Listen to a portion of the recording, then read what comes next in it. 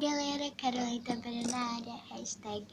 No vídeo de hoje eu vim mostrar esses pneus pra vocês, meus pneus pra vocês. Então, eu sei que ele é azul, mas tem muita menina no mundo que gosta de azul e eu sou uma delas. Minha cor preferida é laranja, mas eu também amo azul. Como não tinha laranja, comprei azul.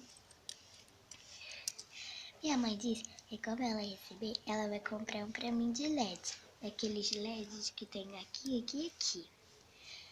Mas dessa vez vai ser rosa e do meu irmão vai ser a cor que ele preferir.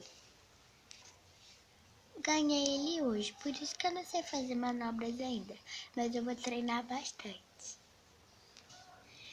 Gente, eu tô aqui na escada da casa abandonada, ó. Mas calma, que a casa abandonada não é casa assombrada, nem tem a parede.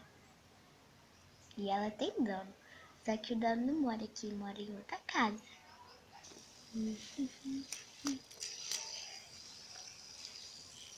Vou tentar fazer com esse dedo aqui. Bem, até que isso é fácil.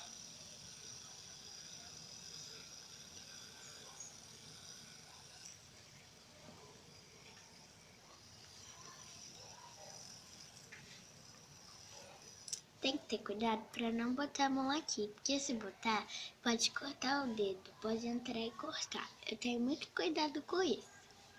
Agora eu vou tentar com esse dedinho aqui, mas eu nunca consegui fazer isso.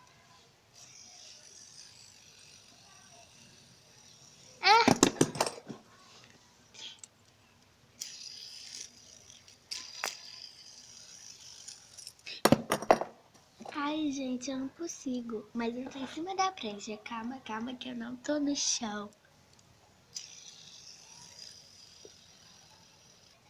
Então, esse foi o vídeo de hoje. Muito obrigada por assistir. Se inscreva-se no meu canal, ative o sininho da notificação e fiquem ligados no próximo vídeo. Tchau!